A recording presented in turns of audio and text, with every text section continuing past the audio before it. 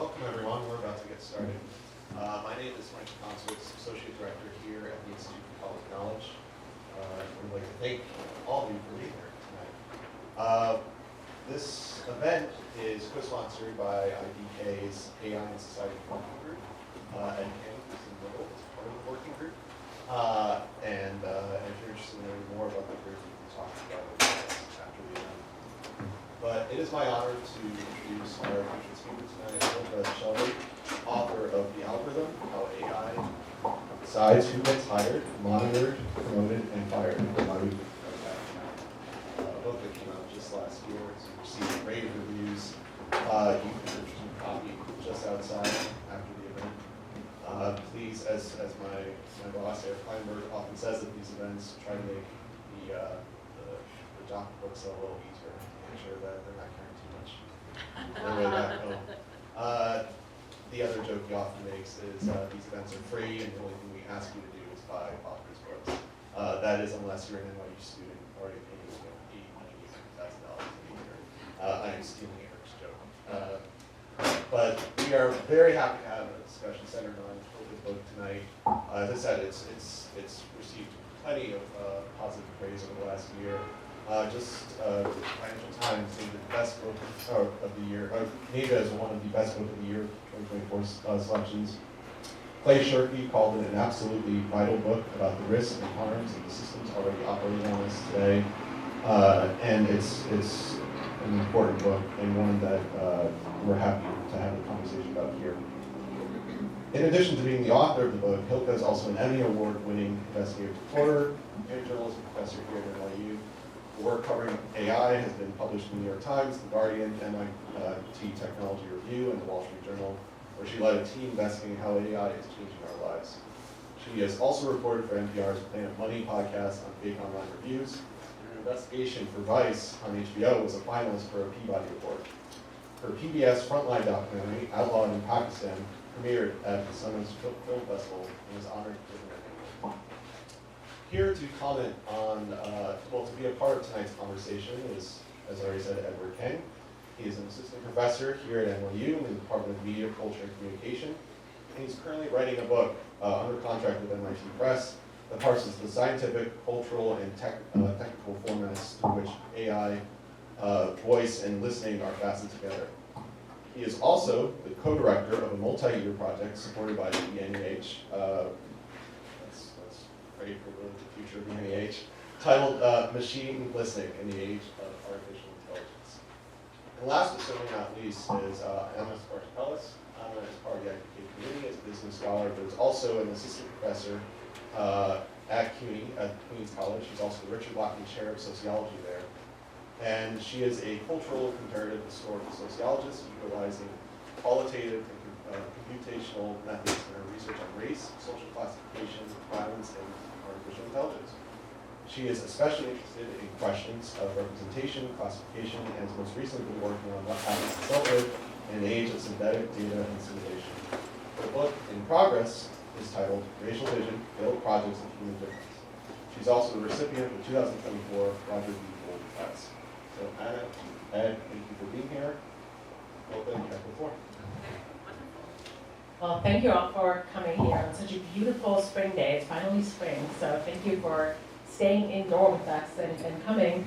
And thanks, Michael, for the introduction. I already crossed out 2 paragraphs that I don't have to bother you with because you already said all those amazing things.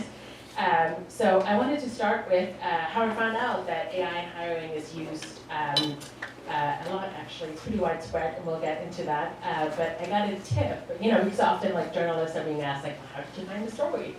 And this tip came from a Lyft driver, because I was at a conference in DC that was about consumer lawyers, had nothing to do with AI, probably still doesn't have anything to do with AI, and I needed a ride to go back to the train station. I called myself a Lyft, got in the back seat, and asked the driver how he's doing, and he told me, you know what, I'm having a weird day. And in the history of me taking Lyfts, I don't own a car, that has never happened. And I was like, oh yeah, how so? And he's like, I just had a job interview with a robot. And I was like, what? So this was in November 2017. I'd never heard of such a thing, job interview with robots. But I was curious, and I noted it down and chatted with him and asked for his phone number, and I was allowed to call him again. And I sort of maybe forgot about it for a couple months, but then I went to a conference actually at NYU, and somebody in the afternoon was talking about, she had just left, her name was Kelly Trindell, and she had just left the Equal Employment Opportunity Commission, which is the regulator of the world of work in the United States.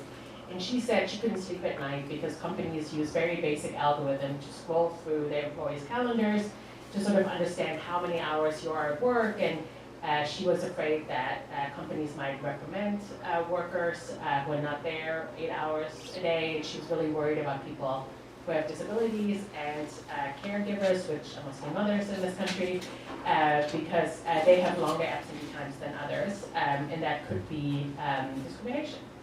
And we got to chat, and she told me about a company that used AI for video interviews. I'd never heard of such a thing.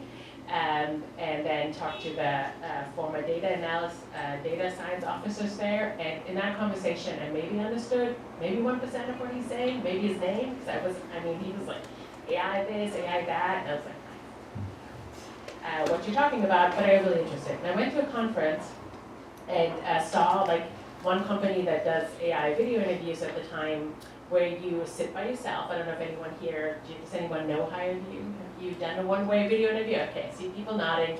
It's one of the biggest vendors in the space, and it's when you have a job interview and there's no one on the other side. You're sitting just at your computer, at your phone, and you basically report yourself, and you get sort of questions asked, and you get a couple minutes to sort of think through it. And the company was showing it, and you saw the facial expression analysis on people's faces, and I was blown away. I was like, wow, I didn't know that we could do such a thing.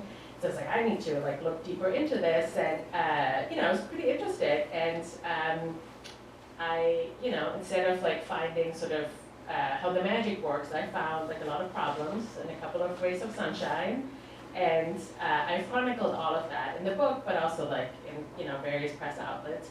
And tonight I wanted to share a couple of examples of what I found, and I want you all to sort of steal my methods and do this kind of work, because I think there's a lot of AI out there, and it's only going to work if we use the stuff that works and not the stuff that doesn't work. And I think we all need to be sort of conscious consumers of this technology.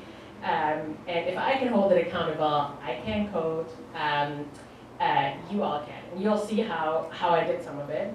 And I'm coming from this because, I'm an investigative journalist. We have sort of this lofty ethos that we hold the powerful accountable. And I would add today that we also need AI tools, hold those accountable, because they make pretty powerful decisions on people today. We need to look at also, obviously, the people that build these systems and deploy these. And for me, this is one of the most important civil rights issues of our time, because I found discrimination and bias in these tools. And the problem is they get sort of objectified in these tools, right? They get obfuscated because it seems like, ooh, this is magic, this is AI, the tool, this mathematics, and must be right, and it's really not always right. So I want to talk a few of the examples that I found out and just sort of give you a grounding. We are a research university, do research, but my work is a little less theoretical. There's a lot of talk about sort of the 10,000 feet high idea of the theoretical bias in algorithms. I think that's very important. But my work is sort of finding the use cases, finding the evidence, how it works and how it doesn't work. And I think for me, that's sort of, and the idea of the book is understanding, explaining the idea of how machine learning works with actual stories of actual people. Because I think that's sort of the strength of journalism, and also helps us understand this world, how people experience it, and what kind of practicalities it has for them. So I wanted to start with taking you on this journey and showing you where AI is used in hiring, because it's actually used, this is sort of what we call the funnel of hiring. So if you've ever applied for a job, there's a lot of people who apply. Break my own computer. And then you see AI being used in the interviewing stage. We see games now that folks have to play to get a job. We see it in the selection stage with interviewing, and then we also see AI being used in background offers. There's no sound, Ricky, on this slide, but there's coming sound. I hope you can hear me through the microphone. Okay. Great. So this is sort of where it's used in the hiring funnel, so it's used everywhere. We know that about 99% of Fortune 500 companies use AI in this hiring funnel somewhere. There's no regulatory agency where you have to tell anyone what you're using. But what's kind of interesting, a lot of big companies want to use the tools because they get millions of applications every year. Recruiters complain that they literally drown in numbers and in resumes. So to just give you some ideas, so this was like, these numbers are about a year or so old. So IBM told me they get around 5 million applications a year. Google says they get more than 3 million. Goldman Sachs said that for their summer internship alone, they got over 220,000 applications. So there's a vast amount of resumes that people have to go through, so companies want a technological solution, right? Like, it's too much. So they're very much drawn to these kinds of technology that do sort of massive screening. So they've been buying and using those. And the one-way video company, HireVue, just to give you a sense, in November 2022, they said they did their 30 millionth one-way video interview. And somebody did the math, and it's about 100,000 a day. So there's a lot of this happening. And I've also, in the book, I talk a little bit about surveillance at work as well. And again, we don't have any official numbers, but we know from an investigation by the New York Times that 8 out of 10 of the largest companies in the US surveilled their workers. And CNBC revealed that large companies, including Walmart, Delta, T-Mobile, Chevron, Starbucks, Nestle, and others, they're working with a startup that is checking everything that you write on a computer. So like everything you write on Slack, email, what you talk about on Zoom, on Teams meeting, all of that can be quantified, analyzed, and sort of checked. So I wanted to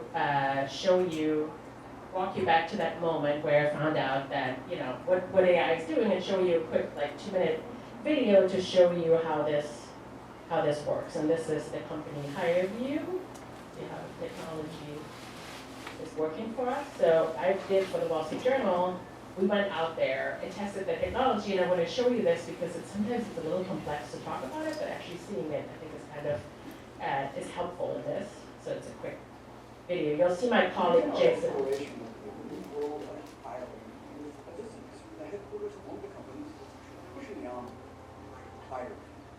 Its artificial intelligence assessment tools are used by over 50 companies, including Unilever and Hilke, which both declined to comment. This, I'm told, is a typical digital interview where someone is going to become a customer service rep. It confronts me with several scenarios that the job might encounter.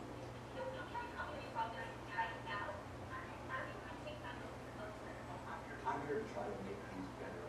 I go into this knowing something that I don't really acknowledge. The job candidates essentially do not. That's my responsibility is assessed not by human beings, but by AI, analyzing on the voice, the customer's words outputs, and my micro expressions. There's different lives. It's the facial analysis, capturing, think of facial movement. Those are actual databases, and they roll together to get certain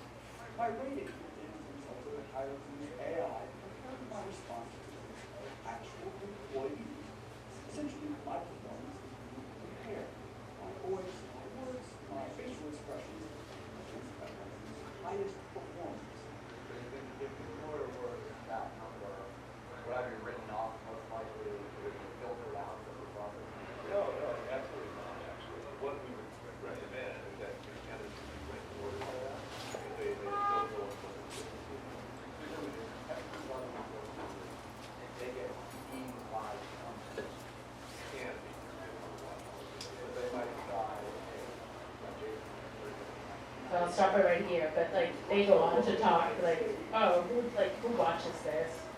And I think what's interesting, and maybe part of some of the methods that I use is like, so HireVue kept telling me,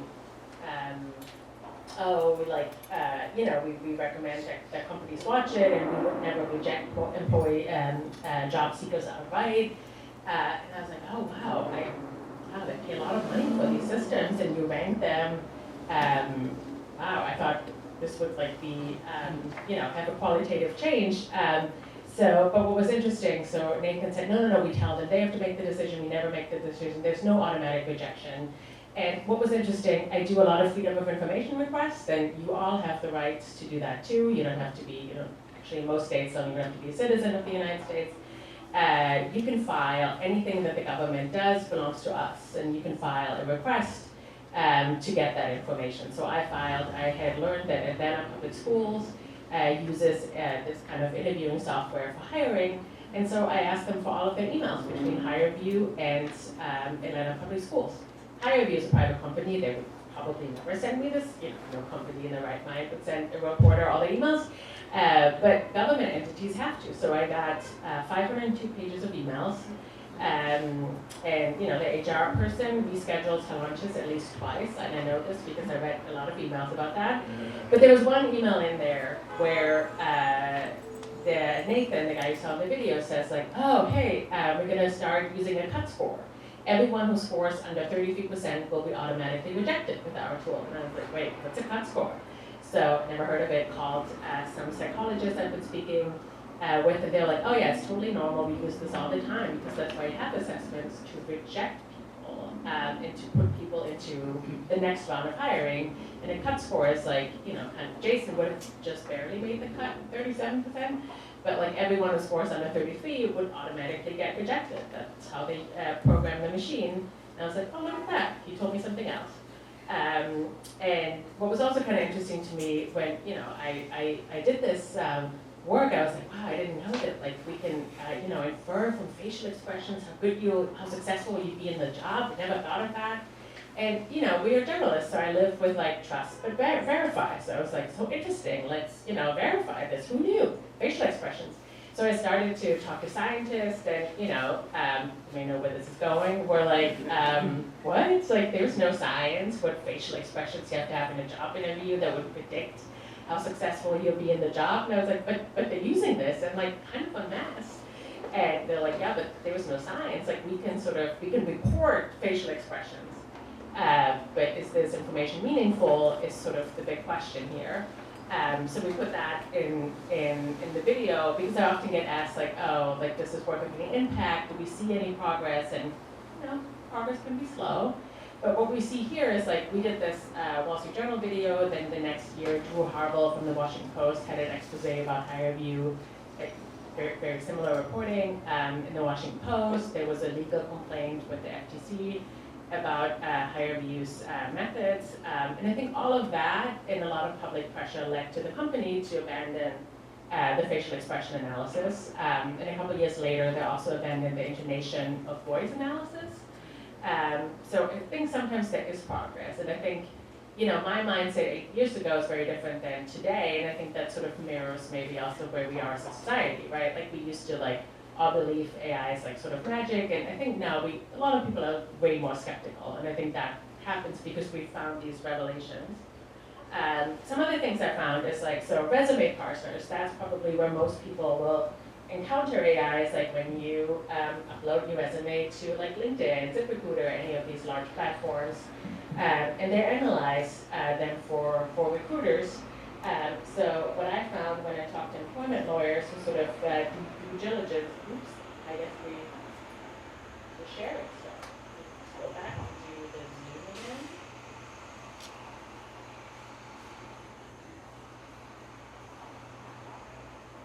There you go. Worked out. Technology's on our side. Bias keywords in resume. So I found folks who found out that Thomas is a predictor of success in some of these tools, so you get more points when your name is Thomas. But, wonderful for the Thomases. And then locations like Canada and Syria, There was race-based discrimination. The words Africa and African American were used. Gender-based discrimination, one of the tools. Baseball was, people who had the word baseball on their resume got more points, and if you had the word softball on your resume, you got fewer points. Kind of the way this probably, like our hypothesis is, the way this came together is like you give an AI tool, deep neural network, probably a pile of resumes of people who are currently in the job, and tell the tool, find out what all these people have in common, and make those the predictors of success. And I guess some companies had hired a lot of Thomases, or people, the random, Syria was on there, and the tool does what it does best. It does this statistical analysis, and the words were statistically relevant, but are they meaningful? No, they're not for a job, right? Like when we hire for jobs, we need to look at people's capabilities and skills. Obviously not their gender, not their ethnicity, or any of these random locations. So that happens a lot. And then I also tested some of these tools myself. And one of the tests was I did speak English to the tool. It was like an audio interview tool. And I answered all the questions, and I got like 78% or something. And for a test for the job, but I also thought what happens with people who speak, have an accent or dialect or have a speech disability? What happens with those tools when you take the audio recording? And what the tool does, it actually uses the speech text transcription software tool. And so I spoke to it in German, and I thought I would get an error message because other companies always told me, if somebody has a speech problem or has an accent and the tool quote unquote can't understand them, you would get an error message and a human gets in touch with you. So we'll listen to 1 minute of that, and then I will shut up and turn it over to you all. So, Hilke, you also tried speaking German to my interview, and you got a score there too. I did get a score, but first I got a transcript of what I said. Okay, so this is what it interpreted your words to be. And I was just going to read from the transcript here, which does not make a lot of sense. So, humidity is a desk, beta. Sociology does an iron, lined material, nematode adapt. Secure location, Masons the first half gamma their fortunes in. Yep, it's gibberish. Okay, what results did you get from this? I was scored a 73% match for the role. I didn't speak a word of English, and the things I said in German had nothing to do with the questions I was asked or with the job itself. Because you were reading a German Wikipedia page. Yeah, actually 73% is pretty high. And I wanted to make sure this language discovery was not based on me speaking German. So one of the graduate students who I work with was kind enough to record herself in Chinese reading the same Wikipedia text. She scored 80%. And her English transcript is gibberish, just like mine. Right, bringing us back once again to this question of, are these machines making decisions based on scientific evidence, or are they just guessing? Yep, that's the elephant in the room. So that's one other test we did a bunch of other ones, and I'm sure in the discussion we'll get to that.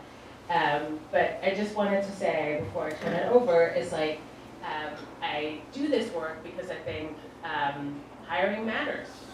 Most of us need, we need to make money, we need to pay rent, we need to pay for food, I need to, I would like to have shelter for my kid. But also a job is a big deal for most of us because, we spend a lot of time there. It's connected to our identity, our happiness. So if I was a job applicant and I would find out that my application was rejected because I was not the most qualified candidate, I could live with that. I would be upset, sad, but maybe I would try to upskill myself. But if I would find out that I was rejected because of a faulty algorithm, I would be pretty upset.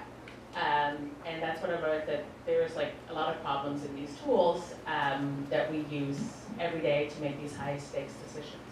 With that, I'll turn it over to you.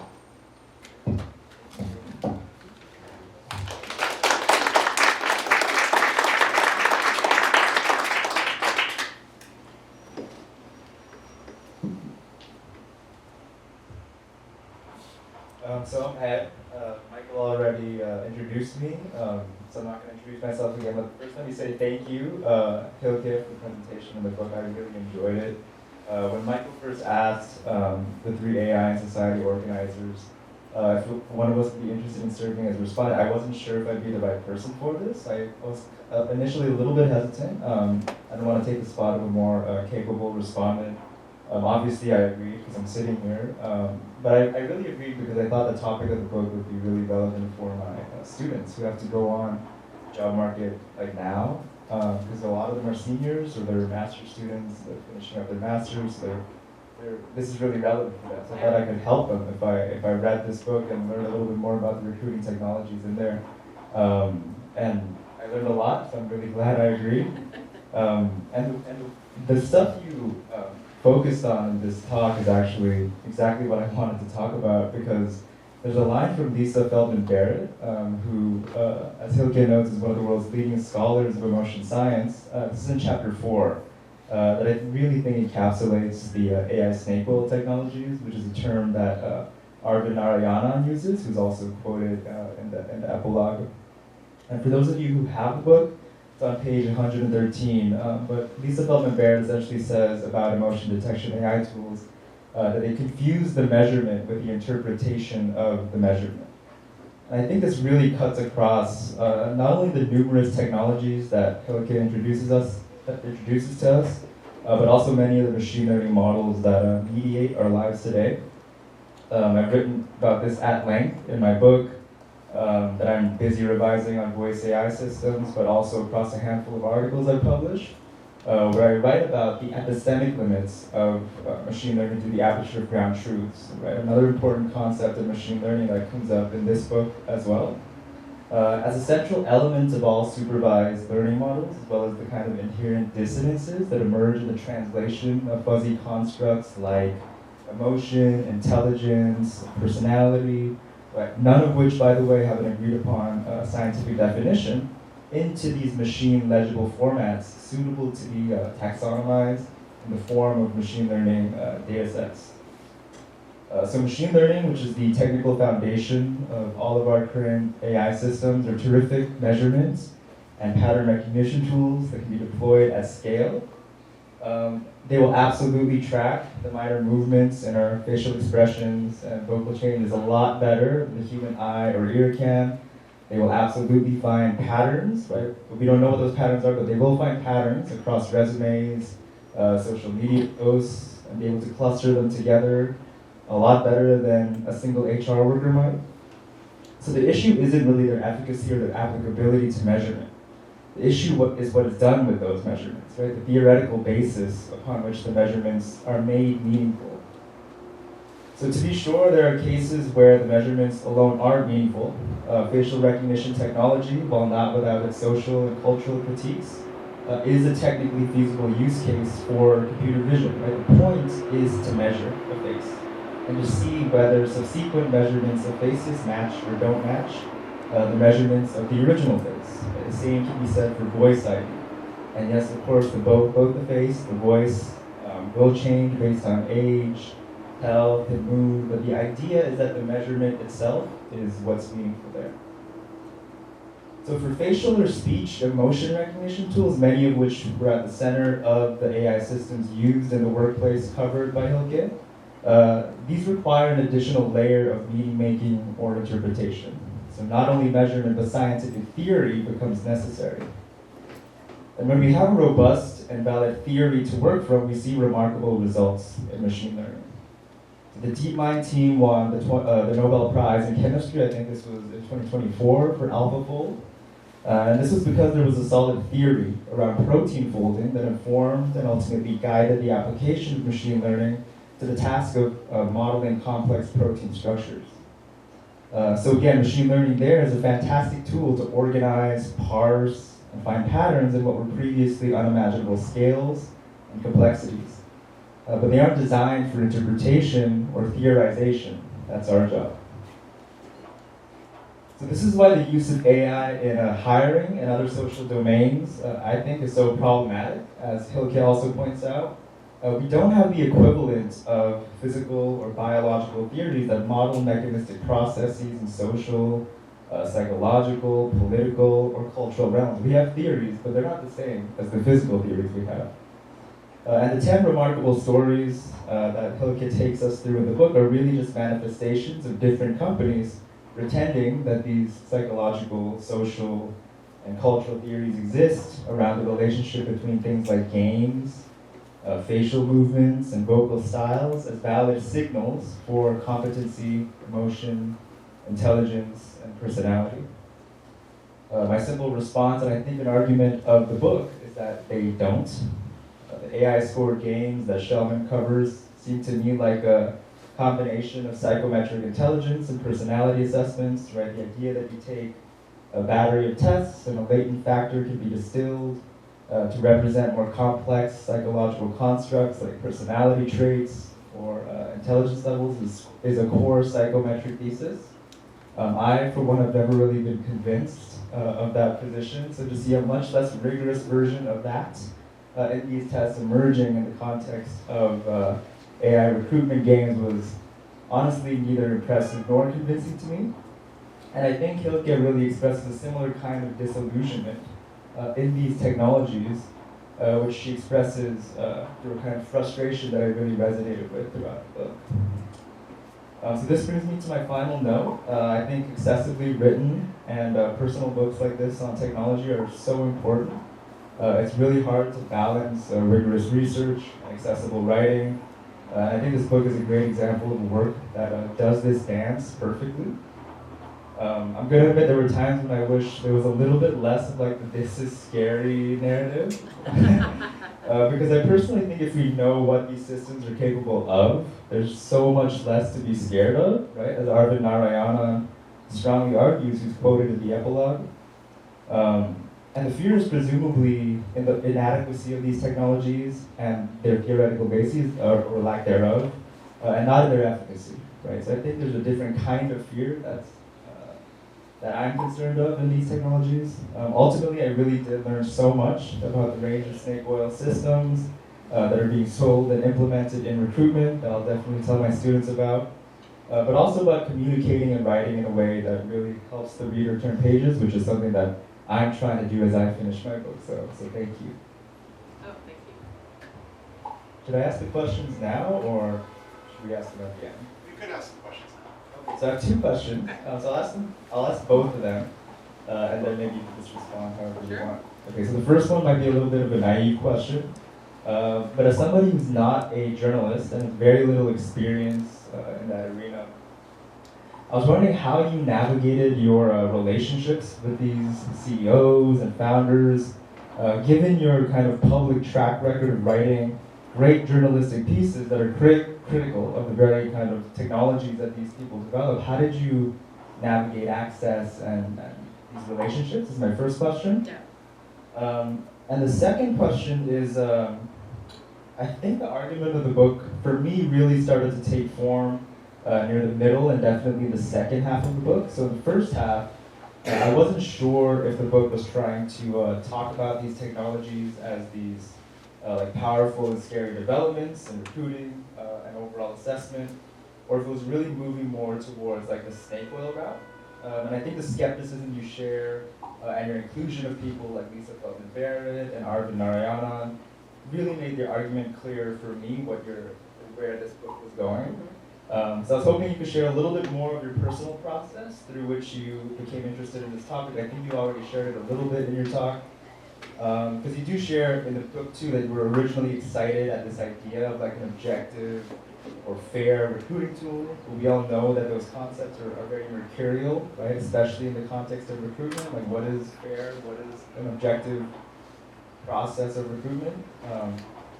And I get the sense that it probably wasn't a linear development for you, like learning about these technologies. So can you tell us a little bit more about that, like learning process and where you arrived at? Yeah, I can get started with that. Do I need to share something, Michael? Oh no, I was just wondering, maybe Anna could comment, and then if you could kind of combine both sets of comments. Does that make more sense? Yeah. Yeah, that's fine. So I'm going to be caught in the act. I also had 2 questions, so of course we coordinated ahead of this.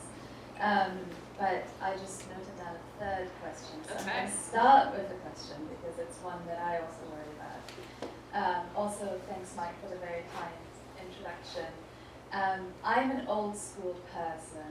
I go to archives, I study the 18th century, the 19th, 20th century, partially also the 21st century. So my questions are going to be very, very old school. And so one thing that came up also in Ed's comments, and then he kind of closed with Hilke, was that these technologies of facial expression analysis and intonation analysis are given up after some years. And as an optimist, you're like, well, this is great. See, science corrects itself, you know? And I, as somebody who studies the Nazis and sees them everywhere, I'm like, well, why do these things come back over and over and over again? Why is it that we tolerate it, that these clearly pseudoscientific ideas can reemerge? So what is the kind of ideological and rhetorical power that these companies have to, with open eyes and no swastika on their shoulders, to be able to come up and make this? So that's the question that's been burning on my mind that I want to ask. Okay, my comments are old school. They are not about machine learning and interpretation like Ed's comments, which were brilliant. I learned so much from you, honestly. There are political economy questions on training and skills. There are questions about what capitalism requires and how badly it implements it and what the social and human costs of that are. So I think this book is absolutely brilliant. You read it, and I'm not going to give a comment about all the page-turning moments in it, about the HIPAA violations, the constant job surveillance, the guy who gets a divorce and then gets like a friendly nudge from, through an email saying, hey, sometimes life is a little bit hard, which is kind of form of sneaky linguistic subterfuge that would make me as an employee very paranoid. Anyway, you should read the book for these moments alone. My comments are organized around 2 types of questions. So one is around the question of skills and how skills matter, because they matter very, very differently. And the second type of comment is, because it's the Nazis, about the kind of eugenic legacies, the historical legacies, and how to make sense of this kind of reemergence of this essentialist ideas. Yeah. So turning to the skills question. So the political economy literature on skills, especially that was so prevalent maybe 10 to 50 years ago, the varieties of capitalism school, has a very specific understanding of what specific and what general skills are. So if you invest in specific skills, you go to engineering school, you become a medical doctor, you get these hard to get, expensive, specific skills. It's mostly men who invest in them for various historical reasons, and these get remunerated. So jobs that are dangerous and jobs that take a lot of high skill will be remunerated. Then general skills, on the other hand, the skills that historically women have invested in, the social skills, the skills that are portable, have historically in capitalism not been remunerated very, very well. And so it seems that something that's odd to me and weird and worthy of an explanation, further investigation, is the question of why is it that specific skills seem at the external hiring process to not matter at all anymore. So what are the implications of a new hiring system in which you get hired on the basis of personality, I'm going to put this in quotation marks. So again, we have measurement, meaningless measurement possibly. But the things that historically have accrued money and rewards are no longer relevant. So my question would be, given, if you're interested in an analysis of capitalism, what does this do to a capitalist system, especially in the United States, where education is so reliant on tuition fees, where it's really expensive to get degrees, where it's really expensive to get these specific skills? What happens when these skills no longer matter, right? So do these vendors, who are of course selling their product, do they destabilize a kind of quite well-functioning, dysfunctional system of higher education? So that would be the first question. And then, of course, in theory, this shift away from skills to personality could potentially be liberatory for the users of, a fetishism of specific skills, right? So finally, women with disabilities can be like, you know what, I didn't go to Harvard Law School, but I am, on it, I'm super smart, I can make it. Turns out, Disney uses and all of this, none of this happens. People in particular with disabilities get completely screwed in this, and this is another reason why I love this book so much, because it talks about biases, specifically about bias against employees with disabilities, in a way that I haven't seen other work on employment do quite as well. So I wanted to connect with it for this, for looking at the kind of overlooked form of bias. And so my question to you regarding the skills regime is, what are the implications of this kind of new hiring model that circumvents existing institutional training arrangements? How can this make sense of this new form of capitalism and the organization of hiring? This seems to have really massive effects. And then, connected to this, I'm not quite done with this question yet. In the quiet hiring model chapter, you seem to suggest that there's a reproduction of the inside-outside model, right? So all of a sudden, once you've made it into the company, you're fine. All of a sudden, your skills matter again. So is this just a reproduction of inside-outside model? So once you have a foot in the door, your skills matter again. Or are we seeing a fundamental transformation of what skills do and how skills matter? Yeah. The second part of my comment is about essentialism on the ideas behind the AI tools. So you give a really beautiful overview of the historical precedents of facial expression detection, and undergirding all of the systems, you argue, is a form of essentialism that humans have stable character and personality traits that are categorized and compared, or more importantly, that we reveal our internal character traits and emotions through physical appearance and traces. So, very familiar physiognomic argument. You tell us about Shazam Rosa's criminal types, about Francis Galton's composite photos, and then you argue that these AI technologies want to, quote, objectively measure and show how humans tick and predict how they will behave. You cite Hal Kaczynski's infamous gay face detector, and you rightly characterize both the criminal phenotyping and the gay face detection as a form of pseudoscience. I can only agree with this, but I wanted to push you further once more and ask you to embed these pseudoscientific technologies in their respective political economies. So what are we to make of the search for the definition and measurement of essential characteristics? What function does rendering somebody essential have? So historically, the search to render somebody essential is to fix an essence of their being, right? To divide the population into the good ones, the bad ones, the straight ones, the gay ones, the smart ones, the not so smart ones, the ones who can live, the ones who can die, right? We all remember our introductory Foucault seminar, right? And so, in theory, social classification in this murderous model allows disciplining people before something happens because you know that they're bad.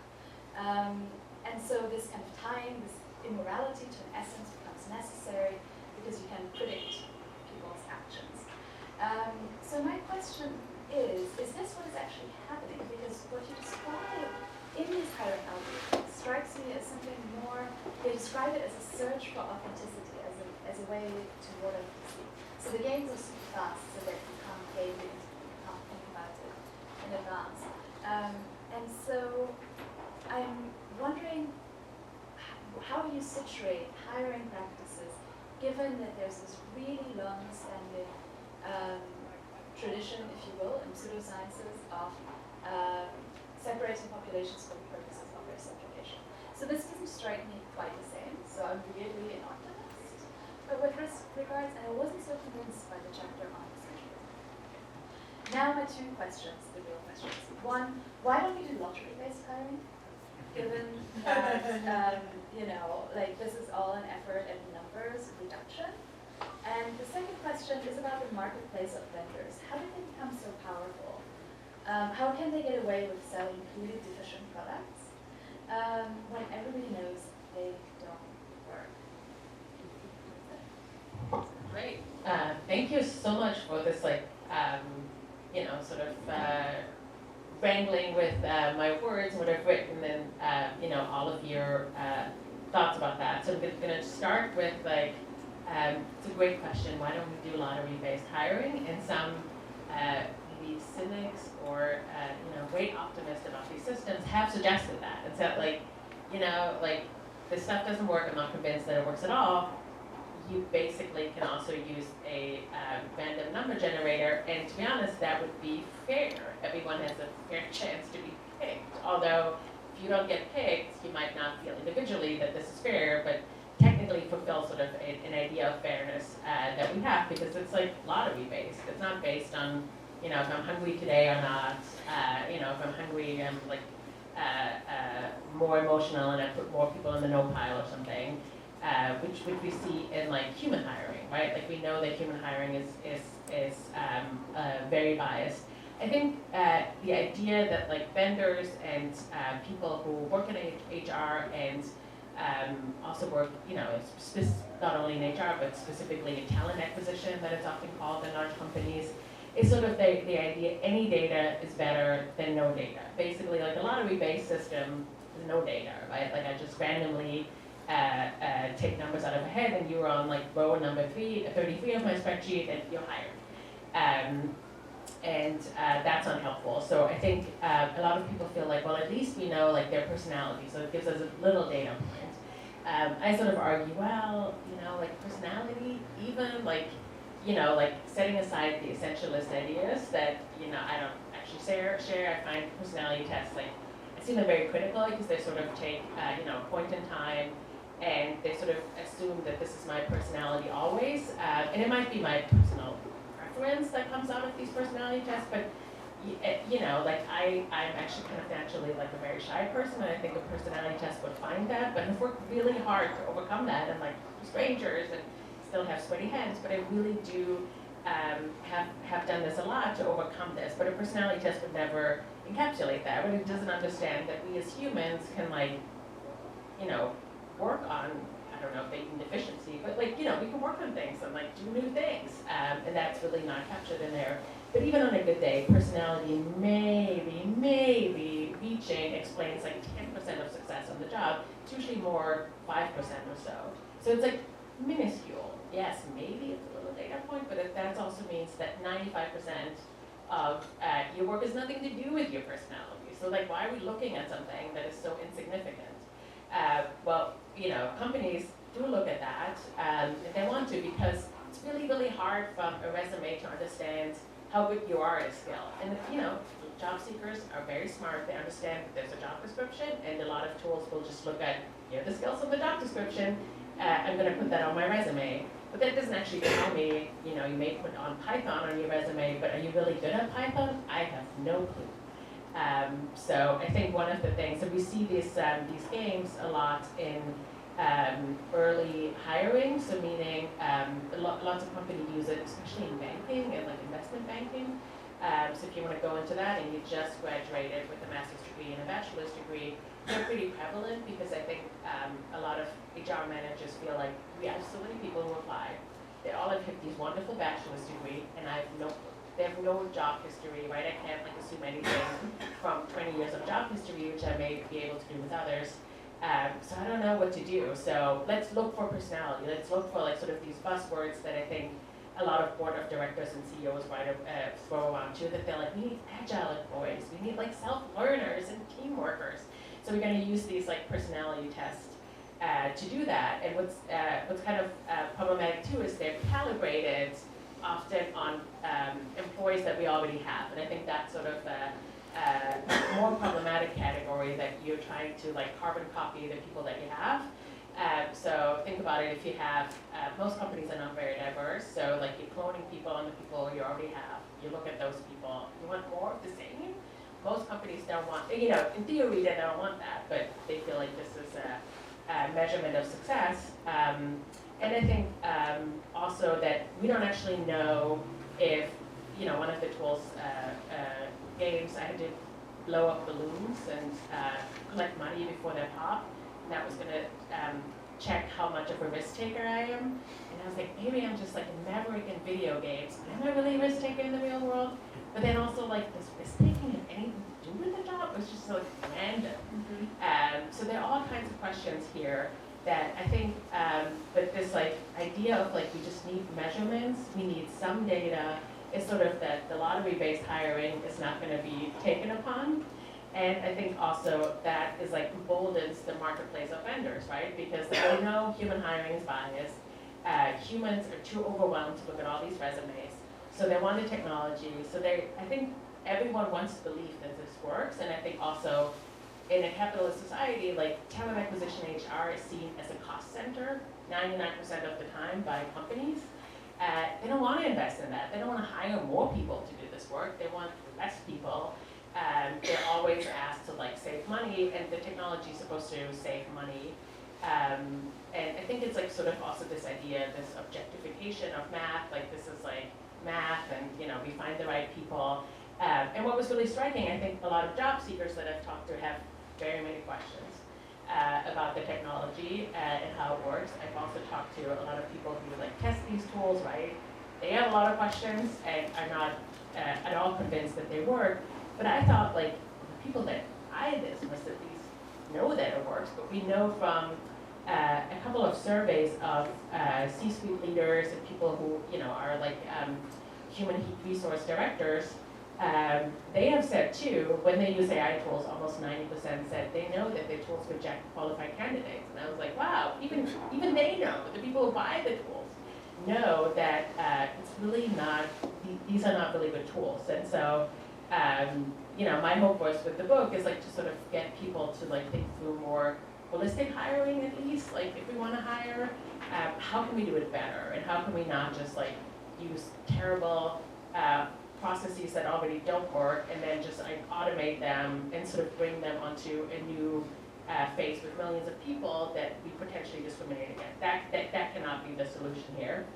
And you talked about like sort of my personal process, and I tried to really, I was really excited at this, and maybe I was naive, and maybe I am naive sometimes, and I do think I'm an eternal optimist, that I feel like we just talk about this right now, then like people will see through it, and we can actually make changes, right? We can pass laws, we can regulate, we can also push vendors to do better, and that happens sometimes, but sometimes it also doesn't happen. So I describe sometimes these the marketplace as a little bit of a whack-a-mole.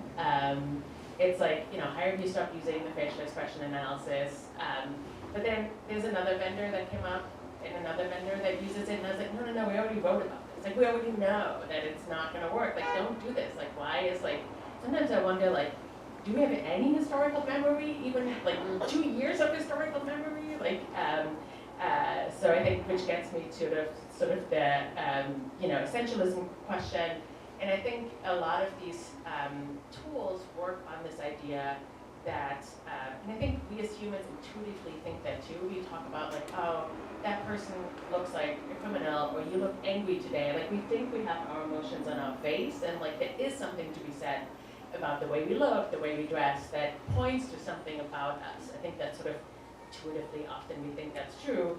And that's what these tools say they pick up, right? They pick up our facial expressions, and the idea is that it picks up the emotion underneath it, right? Like, my facial expressions have no, they're not meaningful until it's tied to emotions or other people who are in the job who have the same facial expressions. And I think that gets me to like this idea of like something atheoretical, right? Like, we have now the tools to track facial expressions. We can track your behavior at work, how many emails you send, what you put in those emails. We track all of that. But the question is like the interpretation really meaningful, or is it just a tool for surveillance and like exclusion, right? Like sort of an insider-outsider model. And I think that happens here a lot, that it's being used to exclude. And I think it's some of the stuff is like, our facial expressions, like, we've done this before, right? We've like, there's like pseudoscience that looks at like sort of the size of your brain, and what's in your brain at certain places that will, sort of tell you who you are and what your innermost thoughts are. And this is sort of the same idea here. That gets replicated again and again, where we feel like, no, that actually doesn't work, but we take those concepts because they feel intuitively right. And the problem is like, it's really, really hard to have evidence if hiring works, right? Because it's like a prediction in the future. I don't have a clone of two people who do the same thing. So it's really hard to say like, well, you hired me and then you didn't hire me, and I worked somewhere else, so who is more important? It's actually really hard to have that evidence. So it's like really easy to fall prey to sort of this kind of marketing and these assumptions. And I think, we see this like shift to skills that like, there's a couple things, it's like pretty nuanced, this idea, because I think what happened a lot in hiring in the past is like, a lot of people would use shortcuts that we also use every day. They would see like, oh, Harvard, this person went to Harvard, they must be smart, we must hire them. Or like my other traders, they all went to Harvard. This is, I'm gonna hire more people from Harvard. And we know from like a lot of analysis that obviously the school that you go to has really nothing to do with your capabilities, your intellect. It just says more about your socioeconomic background than actually about sort of your capabilities and your skills. So that's actually like a good thing to move away from that, right? And the university, but I do think that that is the right thing to do, to stop with those shortcuts that are really actually more discriminatory than they're helpful. And the idea is like, let's look at the skills. I think looking only at the skills also has this idea now we can track and quantify things.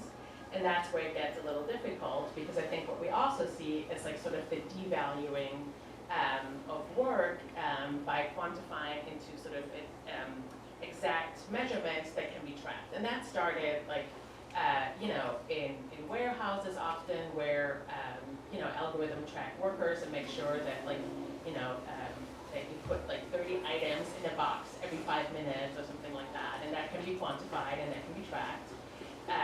And we see this also with like sort of more white collar jobs now, where we see doctors being reprimanded because they're not, seeing a patient every 8 minutes and they're not coding this in this way, right? Like that's another way of quantifying and putting pressures of workers. So it has like there is sort of good things that we can upskill ourselves, and if we can use like LinkedIn Learning, we don't have to necessarily go back to a 4-year degree school and like take expensive classes, right? I can just take a machine learning class, spend 30 hours doing that, and I have a new skill that can be enumerated.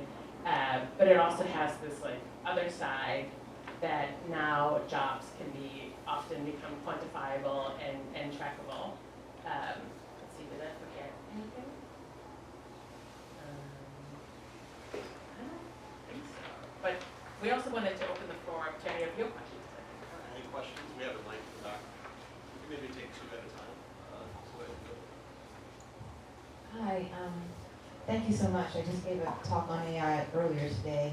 And I actually was a government contractor for the state of Georgia, and specifically for Atlanta Public School District. So fascinating about what you said about what they're using for facial recognition. My question is around eugenics, because that's what I think a lot of these AI models are very quickly and very invasively foisting upon us. And there's no like alarm bell to that degree to say, how are we now curating a bell curve that if you said out loud, these are the criteria, this is the way that we're viewing and judging humanity, people would be like, whoa, it would be like Upton Sinclair in the Jungle all over again for AI. That to me is the big vacuum in a lot of the, AI hype that I see on everywhere from CNBC on down. So yeah, that would be my big question, because I have a degree in speech pathology, and I had asked 2 years ago a question about AI for HR recruitment, about people who have speech disorders, right? Like they might not be able to speak the way you think is the proper way to speak or articulate. What does that mean? People's names, right? So there's one question I asked. I said, well, let's say there was like an initiative at a tech company to recruit women, right? And so they're like, all right, all male names, we're not gonna look at any male names. Okay, well, there's somebody named Jackie. So Jackie could be a man and still get in to that pool. And he was like, yeah, good point. What? Like, this is like Series A, Series B, millions of dollars raised by venture capitalists later, and little me is asking this question. It's like, oh, aha moment. So I just feel like there's no, and obviously not under Trump, but even before Trump, there wasn't enough being done to say, stop, we don't need this. It's like plastic, you know, look at plastic, look at cell phone bans. How many years later? To me, it's insane. Okay, thank you for listening. I would love to hear your answer. Maybe one more question.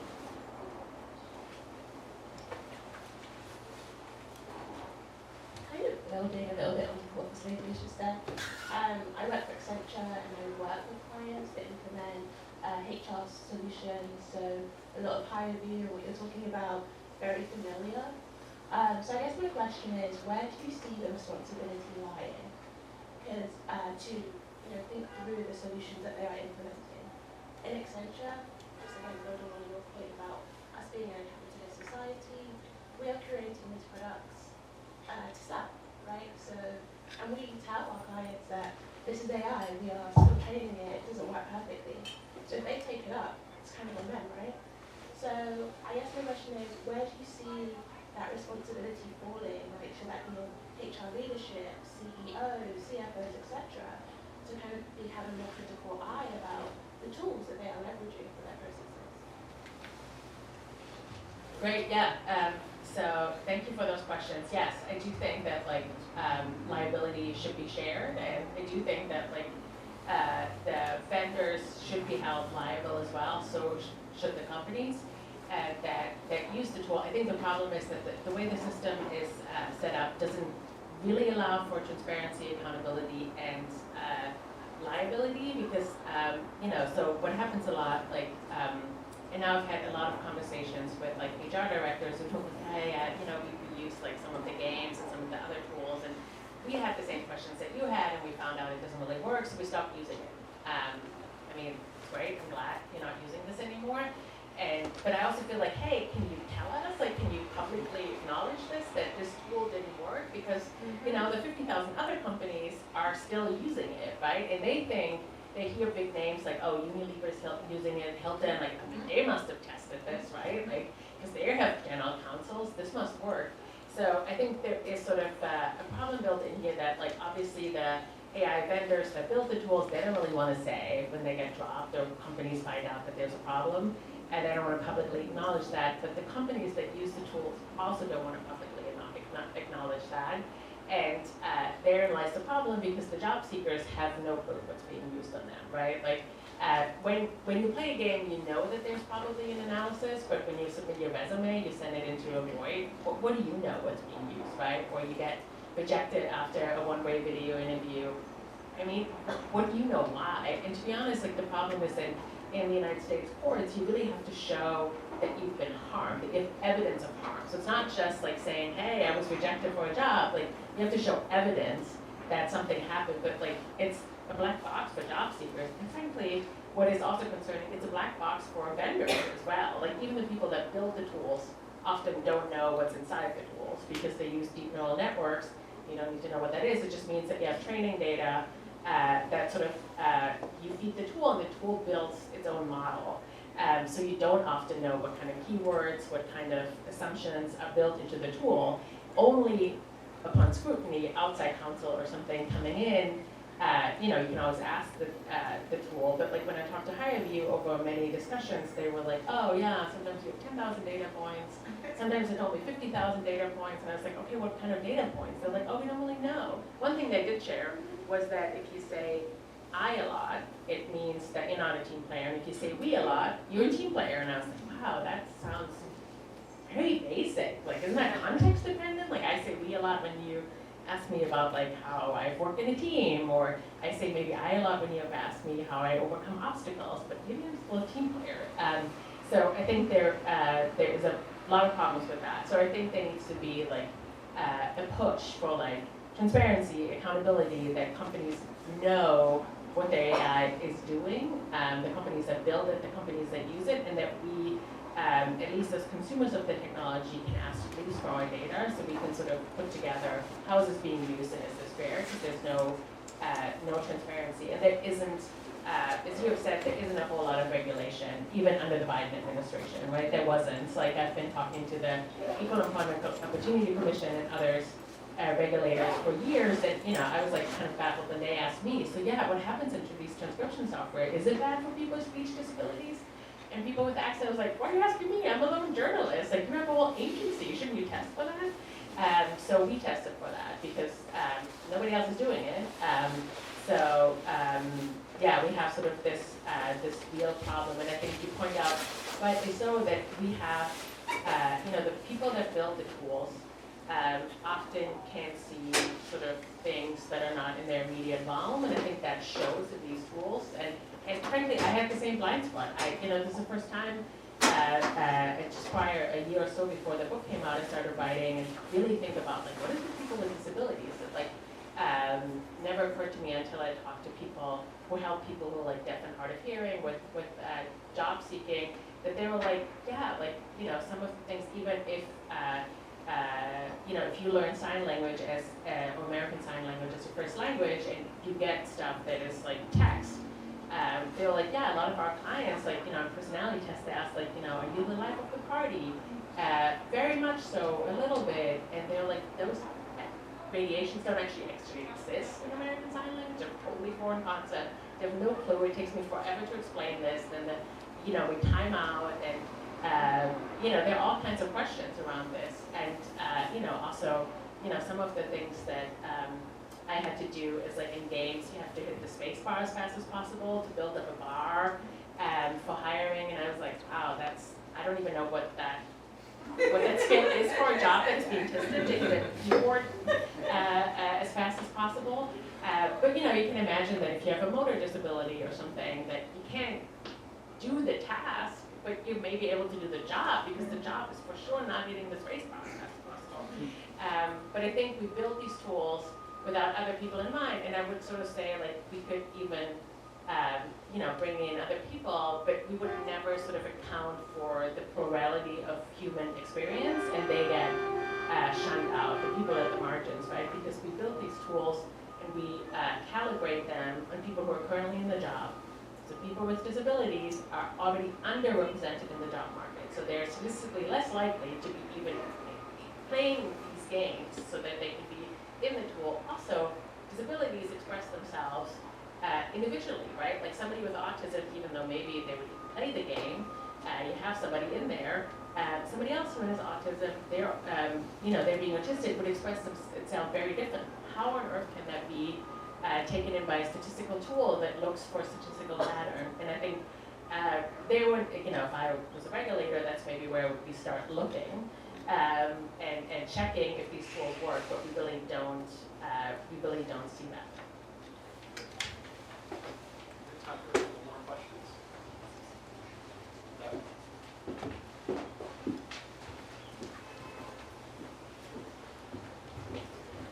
This has been great. I'll start by the disclaimer that I do work for one of these companies, not one that you mentioned. I'm on day 7 of the job, so not in the context. I guess my question is, I'll start by framing with what could hopefully be an optimistic take. Transparent disclosure. So when you think about hiring, the decision-making bias that goes into it, obviously there's tons of bias. Obviously, like a totally fair, like lottery system would be most fair from like just a hiring perspective. But as long as we do need to make judgment-based decisions, it does seem to be easier to fix an algorithm than to fix millions and millions of hiring managers. So I guess my question is, have you seen any progress on that front? Have you seen examples of companies getting some of this feedback, having some sort of like loop where they do hear, okay, why did Hilton drop us? What's not working for people, and moving toward what could be more effective and fair hiring model. Yeah. I get asked a lot if I know of a company that does the right way, and I've seen some like ideas of it and sort of theoretical ideas around that, but no one has ever let me look into the algorithms of like how it works. So I feel like I don't want to fall to the same sort of marketing language that we had before. And I wish I could tell you if like human hiring was better. We know it's really biased, so I'm going to say probably not. But the problem with the algorithm is like sort of the idea of discrimination at scale, right? Because if you have like one biased hiring manager, how many people can they hire in a year? 50? Probably hundreds of people who apply, and it would totally suck for those people. But an algorithm, like we've seen that famously with Amazon, who built a resume screener, trying to figure out like, what do the people that work in this particular tech division have in common. And what the tool found out is that if you have the word woman or women on the resume, you're less likely to succeed, so they were downgraded, right? So I think the problem that we see here is that I don't think there is a way to sort of programmatically fix the algorithm, because then it finds the next keyword and the next keyword, so you have to like constantly have like a human in the loop.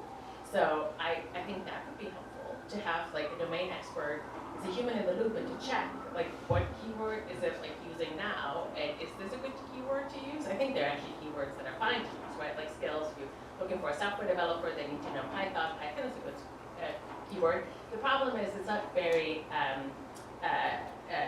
efficient in the hiring process, because it turns out that like 99.999% of job seekers also know that Python is a key skill, and then put that on their resume. So you're not screening anyone out, right? That's why we see these kind of weird keywords popping up. So I wish, I've like played it with companies for years now to have like longitudinal studies, and this would only work with companies who hire lots of people. And then we could follow, like we would hire people with like traditional human hiring, hire people with AI, and hire people that are yes and a no, or green and red, the different classifications, and then actually check years from now. Are they still on the job? Like, are they doing a good job, right? Like, did the prediction that you put on me as like, I'm gonna be good or not, or whatever, did that actually come true? And that doesn't work for like a sample of 5, because people quit jobs for whatever reason. You have to have like a huge sample size, and that we have not had. So, but I hope companies are waking up, and I think, there isn't a super easy solution. I think maybe one thing that I wish companies would invest in. So one of the most predictive things, and it probably comes as no surprise to anyone, is like, if you test people doing the job, it's one of the most predictive things if they can do the job. Right. So that is pretty impractical for most companies to hire 100 people and then let 99 go at the end of 90 days. Or something, you give somebody some time. But I sort of wonder, like, hey, like we have like virtual reality and other things, like, why don't, instead of like doing like sort of balloon games or something that sort of are proxy for proxy for proxy, why don't you try to like ask me things to do on the job? And have like sort of a virtual reality or something like that. And I think that would also give candidates a sense of like, what do you need to do in the job? And that might be better than, I also think that like even tech companies famously have problematic hiring measures, right? They have like a glass of beans and you're supposed to say how many beans they're in. I don't know if what that qualifies you as a coder at all. But I think that could be, I wish people would look more into that. Then sort of like these crude hammer finds a nail applications.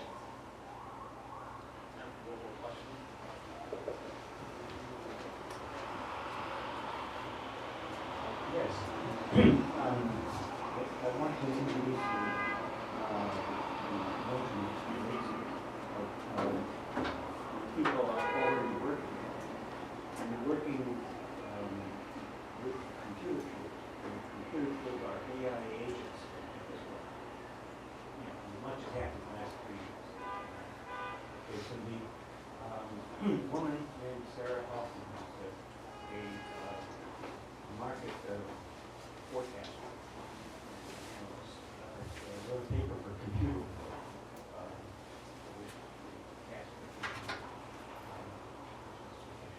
And she found that the teams that she observed in different corporations that she interviewed, she said that they used a system called symbiotic AI agents. It meant that they fitted themselves to the person, and they gave the person a chance to fit to them. And this worked very well. I predicted this 7 years ago in a paper on New Horizons developmental human resources development. I looked at it and looking even further than 10, 15 years in the future of the where both the employer and the employee have their own databases and analytical tools, and for the user it would be to have a model of themselves that they would study to see how they could get better at what they're doing and where they came from and where they wanted to go. And if the employer with their tools and the user with their tools would merge and negotiate and get the best, that is one possibility for things eventually developing. That's a whole different culture and here's how it's useful for this application. Yeah, and I do think that, like, you know, I sometimes think about, like, you know, they're really good use cases for AI, and I think, like, actually, like, I think a lot of companies are not gonna, you know, if there is even a chance of, like, you know, like job interviews that we think are so integral to hiring, they're actually not that good either, because you talk about the job, you're not actually doing the job, and some people are really good at talking about the job. That doesn't mean they're really good at the job. Right? Like, so I sometimes feel like, you know, we talk a lot about bias in human hiring by humans, and I feel like, wouldn't it be great to have an AI tool that maybe afterwards gives you feedback and says, like, you know what, like, you really need to, like, stick to the questions, like, stop with the chit-chat. That's where their bias comes in, right? Where we sort of talk about, like, oh, you went to the same school, oh, suddenly I see you as, like, somebody closer to me, and I don't just look at your skills like I do with the other people, right? So I think, and I often think, like, you know, wouldn't it be great to have, like, an AI parenting thing that would listen in and say, like, hey, like, don't get so, like, frustrated with your kid, like, say something nice, and, like, bring you two together. But, you know, we don't see that because I think there is less of a market for companies to buy these kinds of tools that would be helpers, right? Like, that could, and I think there could be something to be said that it would be great to have an AI tool that sort of, like, goes with you and helps you a little bit. Be like, you know, you could do this more efficient. Let's do this together, or do this. Like, you're procrastinating, and let's get you to do this. But I think there isn't a whole lot of market there because it's not a punitive surveillance tool. That seems to be the thing where, like, most employers gravitate towards too. And I think the risk with AI tools also is, like, I think very few parents would probably take up on an AI tool monitoring them because they're afraid that, like, somebody calls, like, Children Protective Services, they would get hand of the recording and listen to it, right, and find out how poorly you behave towards your child. And I think that's sort of the same thing with, like, AI or agentic AI that could help employees. Like, if this gets reported and the employer pays for this, they might also look at this and analyze it and be like, well, how often does Hilke, like, actually listen to the advice? And is she, like, a good co-follower? And does she actually do the work we want her to do? Right? It could be used the other way around, and I think that is probably another thing why people wouldn't want to use it. Though I see sort of the use case. I wish there would be more development for that. Yes, it's not only the AI helping you teach the person, but the person teaching the AI, correcting them, sort of bringing in certain concepts or relationships or facts. It's two-way, and that's when things